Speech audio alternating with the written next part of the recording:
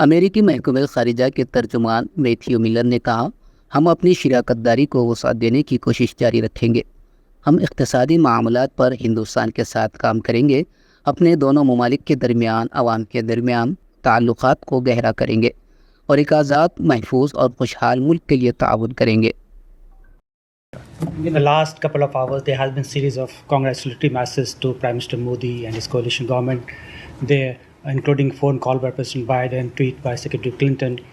Is the U.S. planning to send any delegation for Prime Minister Modi's swearing ceremony over the weekend? I don't have any announcements to make today, but stay tuned. We'll have something to say about that in the coming days. From the perspective of Secretary Blinken, what are the key priority areas for India-U.S. relationship for the next government? So we will continue to look to expand our partnership. We work with India on economic matters. We work with them to deepen people-to-people ties between our two countries, and of course, we work with them on a free, secure, prosperous Indo-Pacific, and those will continue to be our priorities. Now, the U.S. is also headed into an election season, and India-U.S. every year have the annual 2+2 dialogue. Do you have enough time between now and November to hold the 2+2 dialogue? So I don't have any announcements to make with respect to that dialogue, but it is an important priority for us. It's an important priority for the Secretary, and we will continue to hold it. But in terms of when it will happen, I can't tell you sitting here. Thank you. Go ahead. Thank you. The last decade, of course, has been Prime Minister Modi's administration. What were the advantages of the last 10 decades, and going forward, the third term for Prime Minister Modi, what advantages does the U.S. see in this relationship? So I'm not going to speak to that in terms of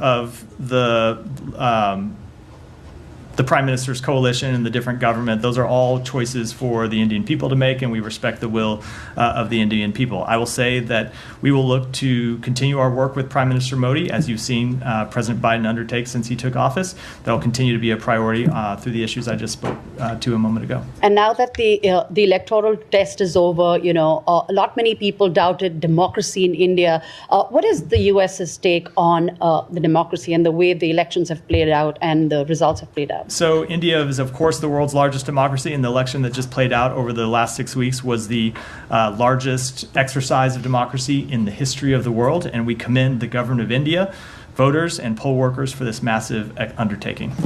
Go ahead. Thank you so much. As you called largest democratic practice for Indian elections, but there is a dark side as well, maybe overlooked by Department of State. So from these elections, we have seen two jailed leaders got more votes than anyone else. From South Kashmir, Engineer Rashid, that is in Tihar jail, got more votes and he defeated like the former chief minister in Kashmir region, and then believed separatist leader, a Khalistani leader maybe.